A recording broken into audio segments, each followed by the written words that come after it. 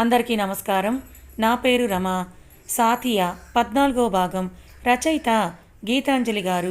First ఆ baby ఫాదర్ని తీసుకొస్తే అతనితో మాట్లాడి అప్పుడు చూద్దాం, అంతేగాని మీ మానాన మీరు నిర్ణయాలు తీసుకోవడం కరెక్ట్ కాదని ఒక్క నిమిషం ఆగి ఫైల్ వైపు చూసింది. పేరు కోసం మిస్ శిఖర ఆశ్చర్యంగా చూసింది. బేబీ ఫాదర్ అతన్ని ఎక్కడి నుంచి తీసుకొని రావాలి? ఏడుపు ఆమెలో. మీరు అన్మ్యారీడా? అవునన్నట్టు తలుపింది. సో అన్వాంటెడ్ కిడ్డా? కాదన్నట్టు తలుపి వాంటెడ్ అంది. ఎవరికి వాంటెడ్? వాంటెడ్ అయితే మీరొక్కరే ఎందుకు వచ్చారు హాస్పిటల్కి? బేబీ ఫాదర్ ఎక్కడ? ఫస్ట్ అతన్ని తీసుకొని రండి, అప్పుడు మిగతా స్కాన్ ట్రీట్మెంట్ గురించి మాట్లాడుకుందామంది నిర్మోహమాటంగా. తనకి ఆల్రెడీ ఇలాంటి అనుభవం జరిగింది. ఫాదర్కి ఇష్టం లేదంటే మా హాస్పిటల్లో ట్రీట్ చేయమని కరాఖండిగా చెప్పేసేవారు. కానీ ఎందుకు? బేబీ పుట్టే తల్లి కడుపులో కదా. తల్లికి ఇష్టం లేకపోయినా ట్రీట్మెంట్ ఇచ్చే హాస్పిటల్స్ తండ్రికి ఇష్టం లేకపోతే ఎందుకు ఇవ్వవు? వాళ్ళ రెప్యుటేషన్ కోసమా? తల్లి మనసు కాదా? తండ్రి మనసా అనే విధంగా సాగుతున్నాయి ఆమె ఆలోచనలు. తన భుజం మీద చెయ్యి వెయ్యగానే గబుక్కున వెనక్కి తిరిగి చూసింది చంద్రిక భయంగా. అతన్ని అక్కడ చూసి ఆమె శరీరం చిన్నగా ప్రకంపనకి గురయింది. మీరు ఇక్కడ తడబడుతూ అడిగింది. నేనే ఆ బేబీ ఫాదర్ని గంభీరంగా చెప్పాడు డాక్టర్తో. ఆ మాట వినగానే తన కళ్ళ వెంట నీళ్లు అప్రయత్నంగా జారిపోయాయి. వాటిని తుడుచుకోవాలనే ఆలోచన కూడా లేదా ఆమెకి. వచ్చారా? మరి రాలేదన్నది ఆవిడ అంది. డాక్టర్ మీటింగ్ ఉంది, తనని వెళ్ళమని చెప్పాను. ఇప్పుడే కాస్త ఫ్రీ అయ్యాను. కాబోయే భార్య బిడ్డల నిర్లక్ష్యం దగ్గర ఏంటి సార్? ఇక మీదట జాగ్రత్తగా చూసుకుంటానులేండి. చంద్రిక భుజం మీద చిన్నగా నొక్కి చెప్పాడు. అయితే తన కండిషన్ మీకు తెలుసు కదా. ఈ టైంలో ప్రెగ్నెన్సీ ఎందుకండి? మీకు ఎలాగో పెళ్ళి కూడా అవ్వలేదు అంటున్నారు కదా. మరి కొన్ని రోజులు ఆగి పెళ్ళయ్యాక మళ్ళీ ట్రై చేస్తే బెస్ట్ కదా అంటున్నాను. ఏం కండిషన్? కళ్ళు చిట్లించి చూశాడు. అదే తన యూట్రస్ వీక్గా ఉంది. ఇప్పుడే ప్రెగ్నెన్సీ అంత కరెక్ట్ కాదని చెప్పాను కదా. తనేమో వినడం లేదు. ఇందులో మీ ప్రెషర్ ఉంటే ఒక్కసారి ఆలోచించండి. మీ భార్య కంటే బేబీ ఎక్కువేం కాదు కదా. ఒక్క నిమిషం అని తన చేయి పట్టుకొని పక్కకి లాక్కెళ్ళాడు. ఈ కండిషన్ తెలిసే ఓకే అంటున్నావా? అంతకు మించి ఒక్క మాట అడగలేదు అతను. తెలిసే కావాలంటున్నావు? మరొక్కసారి స్ట్రెస్ చేసి అడిగాడు. అవును అన్నట్టుగా తలూపింది. నీకేమైనా అయితే నేనేమవుతాను అనేది కూడా ఆలోచించవా నువ్వు? నీకేమవుతుంది? పెళ్లి చేసుకుంటావు, హ్యాపీగా ఉంటావు. సూటిగా అతని కళ్ళలోకి చూడలేక అటు ఇటు చూస్తూ చెప్పింది. నిర్లిప్తత కూడుకున్న నవ్వు చేరింది అతని పెదవుల్లో. ప్రెగ్నెన్సీ సమయంలో స్ట్రాంగ్ అయ్యే ఛాన్స్ లేవా అని అడిగాడు డాక్టర్ని. లేవని కాదండి, ఉంటాయి, కానీ చాలా కష్టం. ఆల్మోస్ట్ బెడ్ రెస్ట్లోనే ఉండాలి. కొంచెం ఫుడ్ విషయంలో కూడా స్ట్రిక్ట్గా ఉండాలి. అండ్ ట్యాబ్లెట్స్ కూడా జాగ్రత్తగా వాడాలి. వాటి వల్ల హార్మోనల్ ఇంబ్యాలెన్స్ అవుతుంది. మీకు ఈ పాటికే తెలుస్తుంది కదా అంది ఆవిడ. తెలుసు అన్నట్టు తలూపాడు. అవన్నీ టేక్ కేర్ చేయండి. మిగతా మెడికల్ విషయాలు మేము చూసుకుంటాం.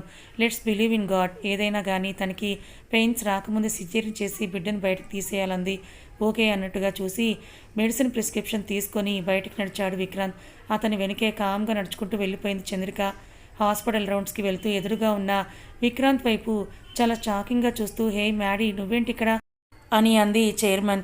ఏ లయా, హౌ ఆర్ యూ అని షేక్ హ్యాండ్ ఇచ్చాడు. I am good. నీకు ఇక్కడేంటి పని? కొంపతీసి మా హాస్పిటల్ని కొనేసావా ఏంటి అని అంటూ నవ్వింది. నోను అని అతను ఏదో మాట్లాడబోయేంతలో అతని ఫియాన్సీకి ప్రెగ్నెన్సీ చెకప్ కోసం ఇక్కడికి వచ్చారు మేడం అని ఉత్సాహంగా చెప్పింది గైనకాలజిస్ట్. వాట్? విచిత్రంగా చూసింది లయ.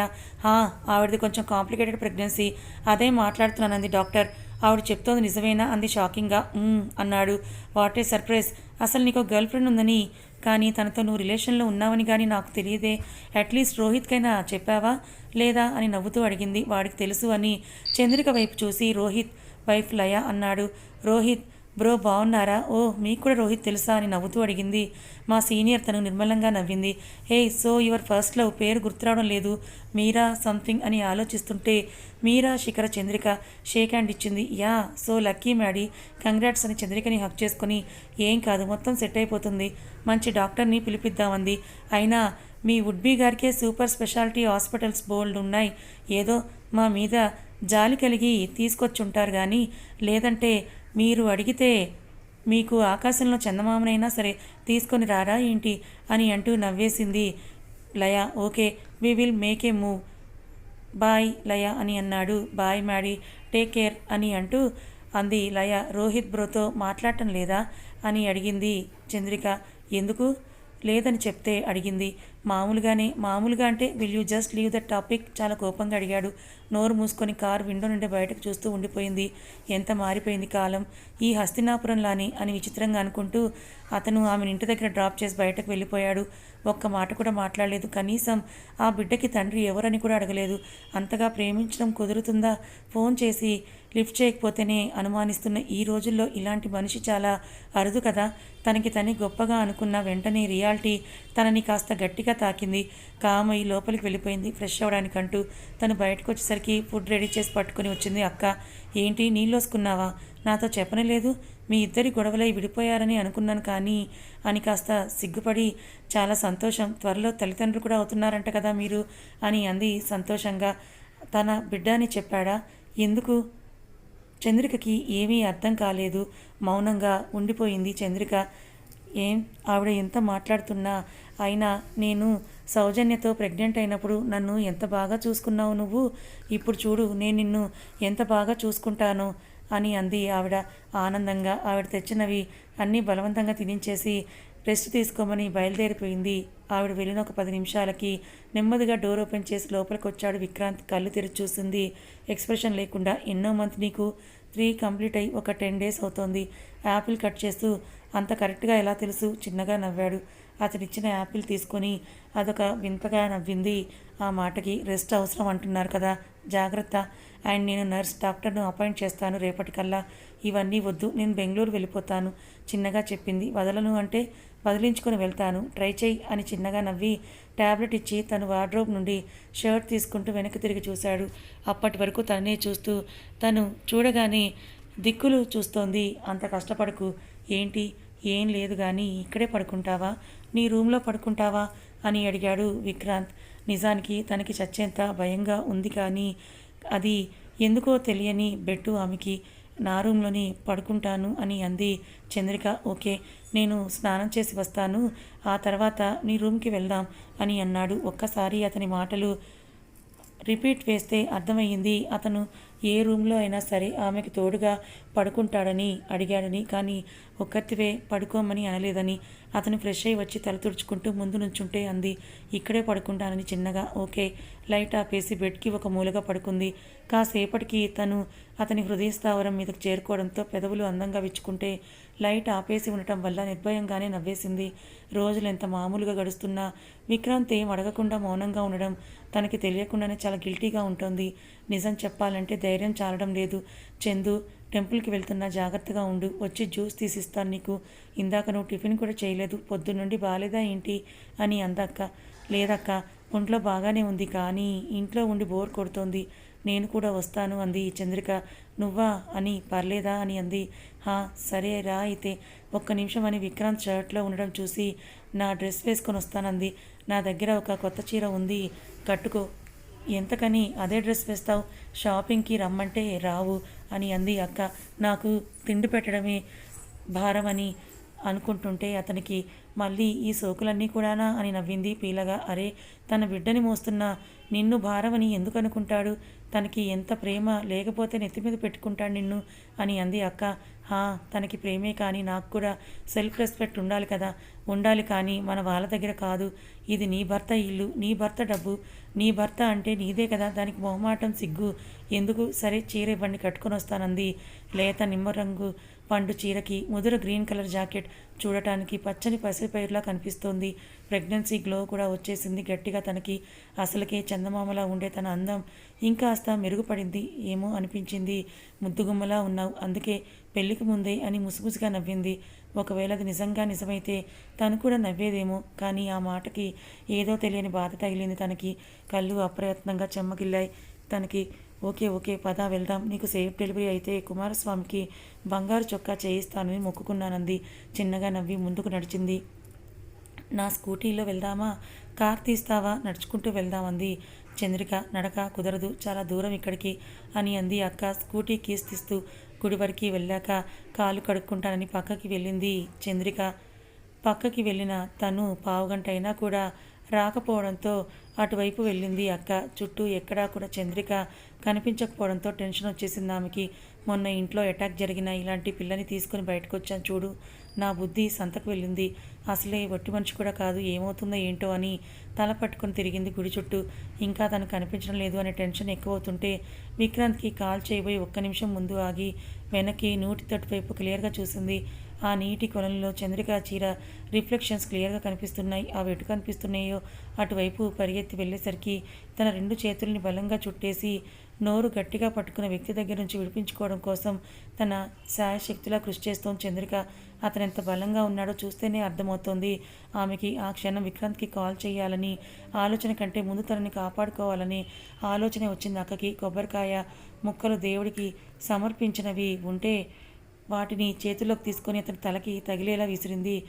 వరుసగా అవి తగులుతున్న వైపు కోపంగా చూసేలోపే ఒక్క క్షణం అతన్ని దూరంగా నెట్టేసింది చంద్రిక. తన బలమంతా కూడా వాడి మీద. అతను అలాంటి వాటిలో ఆరితేరి ఉన్నాడేమో, అస్సలు దొరకలేదు తనకి. చాలా గట్టిగా పట్టుకొని చంద్రికని తన మీదకి లాగుకున్నాడు. దెబ్బ చంద్రికకి తగులుతుందేమో అనే భయంతో విసరడం ఆపేసి ఇంకేం చేయాలని ఆలోచిస్తుంది అక్క. ఆ క్షణంలోనే గుడి బయట వ్యాన్ రావడం, వాళ్ళు డోర్ తెరిచి ఉంచడం చూసి సింగిల్ హ్యాండ్తో చంద్రికని లాక్కుంటూ పట్టుకుని వెళ్ళిపోయాడు. సరిగ్గా గుడి దాటుతున్నప్పుడే పక్కనే ఉన్న కొట్టులో అమ్ముతున్న పసుపు కుంకుమ కనిపించి ఆ టేబుల్ని గట్టిగా కాలితో తన్నేసింది చంద్రిక. పసుపు కుంకుమ గాల్లో తేలి అతని కళ్ళల్లోకి చేరిపోగా ముందు జాగ్రత్తగా తల మీద నుండి చీర కొంగు కప్పేసింది చంద్రిక. అసంకల్పిత చర్యగా అతని చేతులు కళ్ళ మీద వెళ్ళిపోగా గబగబా అక్కడి నుంచి పరిగెత్తి ఆ అక్క చెయ్యి పట్టుకొని టెంపుల్ బయటికి పరుగు తీసింది చంద్రిక. ఆమె వెనుకనే అతని గ్యాంగ్. ఆమె శరీరం అధీనం తప్పడం తెలుస్తోంది క్లియర్గా. అడుగులు తడబడుతున్నాయి కానీ వేగం పెంచి బయటకు చేరుకునే కార్యక్రమంలో ఎదురుగా వస్తున్న వ్యక్తిని గుద్దేసి కంగారుగా అతని వైపు తిరిగి సారీ అని ఎదురుగా ఉన్న తరుణ్ కళ్ళలోకి చూస్తూ స్పృహ కోల్పోయింది. అతన్ని చూడగానే వెనక్కి వెళ్ళిపోయారు ముసుగులో ఉన్న మనుషులు అందరూ కూడా. అయ్యో, ఎవరు వీళ్ళందరూ, ఎందుకు ఇలా తన మీద పగపట్టి చంపేస్తున్నారని తిట్టుకుంటూ చంద్రిక చెంపల మీద కొడుతూ ఉంది. పిలిచింది అక్క. మంచినీళ్ళు తీసుకుని వచ్చి నెమ్మదిగా తన మొహం మీద చల్లాడు తరుణ్. కళ్ళు తెరవగానే నీళ్ళిచ్చింది అక్క తాగమని. వద్దని చేత్తో వెనక్కి నెట్టి నుంచోబోతుంటే మంచినీళ్ళు తాగమని మళ్ళీ ఇచ్చింది అక్క. సోమవారం నేను ఉపవాసం, మంచినీళ్ళు కూడా తాగనంది చంద్రిక. ఆ ఉపవాసం ఎవరి కోసమో తరుణ్కి బాగా తెలుసు. చాలా కోపంగా చంద్రిక వైపు చూసి మీరింటికి పదండి, నేను తనని కారులో తీసుకుని వస్తానన్నాడు తరుణ్. సరేనని బండి మీద ఇంటికి వెళ్ళిపోయింది ఆవిడ. తను వెళ్ళగానే కార్ స్టార్ట్ చేస్తూ నీకు నిజంగా తప్పనిపించడం లేదా అని అడిగాడు తరుణ్ కోపంగా. ఏంటి అంది చంద్రిక అయోమయంగా. నీ కడుపులో ఉన్న బిడ్డకి తండ్రి విక్రాంత్ అని ఎలా చెప్తున్నావు? నువ్వు ఎవరితోనో తిరిగి ఆ దిక్కులేని బిడ్డకి తన ఇంటి పేరు అంటకట్టాలని చూస్తున్నావా? నిన్ను తను లాస్ట్ చూడటమే మీ ఎంగేజ్మెంట్ రోజు. ఆ రోజు నైట్ ఢిల్లీ వచ్చేసిన వాడు మళ్ళీ హైదరాబాద్ రాను కూడా రాలేదు. అలాంటిది తను నీ బిడ్డకి తండ్రి అని చెప్తే నమ్మేయాలా? తను ఇంకా నువ్వు ఢిల్లీలో పరిచయమైన మైసమ్మ అని అనుకుంటున్నాడు. నువ్వు ఇలాంటి ఆలోచనలో ఉండి గతిలేని బిడ్డకి అని మాట కూడా పూర్తి అవ్వకముందే చెంప పగిలింది తరుంది. ఆశ్చర్యంగా చూశాడు చెంప మీద చెయ్యి వేసుకొని. చంపేస్తాను, అర్థమైందా? ఇంకోసారి ఆ బిడ్డ గురించి ఇంకొక మాట మాట్లాడితే చంపేస్తాను కోపంగా చెప్పింది కళ్ళెర్ర చేసి. నేనేం తప్పు మాట్లాడాను? జరిగిందేగా నేను చెప్పింది, అంతే కోపంగా అన్నాడు తరుణ్. నేను చెప్పానా ఆ బిడ్డ విక్రాంత్ బిడ్డ అని? ఒక్కసారైనా నేను నా నోరు తెరిచి చెప్పానా అని కోపంగా అడిగింది. అదే కదా నీతో ప్రాబ్లం, నువ్వు నోరు తెరిచి ఏది చెప్పవు, అతను నోరు తెరిచి ఏది అడగడు. మీ మధ్య ఉన్న వాళ్ళకే కదా సమస్య అని కోపంగా అనగానే will you just shut up your mouth అని అరిచింది Chandrika. Just be in your limits. ఏమనుకుంటున్నావు నీ గురించి? నోటికి ఎంత వస్తే అంత తూలుతున్నావు. నీ మాటలు పట్టడానికి నీ అరచేతి నీళ్ళు తాగుతూ ఎవరూ లేరు ఇక్కడ. Mind your words and tone before speaking to me కోపంగా చెప్పింది. ఓహో, అంత నీతులు చెప్పేవారు మరి ఇదేంటి అని తన కడుపువైపు చూపిస్తూ అడిగాడు. చెప్పాలా నీకు? దేనికి చెప్పాలి? నీకెందుకు నేను సమాధానం చెప్పాలి? నేను నా లైఫ్ మొత్తం మీద ఎవరికైనా సమాధానం చెప్పాలి అంటే అది విక్రాంత్కి మాత్రమే. అండ్ నేను చెప్పుకుంటాను. యూ డోంట్ ఇంటర్ఫియర్ అని కోపంగా చెప్పి డోర్ని బల్లున వేసి దిగి వెళ్ళిపోయింది. తను అతనికి చెప్పాలనే కదా అంతలా ప్రొవోక్ చేసింది తను అనుకున్న పని అయ్యింది అనే గర్వం తరుణ్ పెదవుల మీద నవ్వులా వచ్చి చేరింది. రాత్రి విక్రాంత్ వచ్చేసరికి చంద్రిక కనిపించలేదు. బాల్కనీలో ఆమె ఆకారం కనిపిస్తూ ఉండటంతో మౌనంగా ఫ్రెష్ అవ్వడానికి వెళ్ళిపోయాడు విక్రాంత్. కథ ఇంకా ఉంది. మరి చంద్రిక ఇప్పటికైనా నిజం చెప్తుందా? అసలు తన కడుపులో ఉన్న బిడ్డకి తండ్రి ఎవరు? ఎవరు తనని చంద్రికని చంపాలని చూస్తున్నారు? మరి ఈ విషయాలన్నీ విక్రాంత్తో చెప్తుందా? ఇవి తెలిసిన తర్వాత కూడా విక్రాంత్ చంద్రికని అంతే ప్రేమిస్తాడా? మరి చంద్రిక కడుపులో ఉన్న బిడ్డకి తండ్రి ఎవరని మీరనుకుంటున్నారు? తెలిస్తే గెస్ట్ చేసి కమెంట్ చేయండి. కథ నచ్చితే లైక్ చేయండి, మరికొంతమందికి షేర్ చేయండి. ఇలాంటి మరిన్ని మంచి కథల కోసం మన ఛానల్ని సబ్స్క్రైబ్ చేసుకోండి. Thank you so much for watching.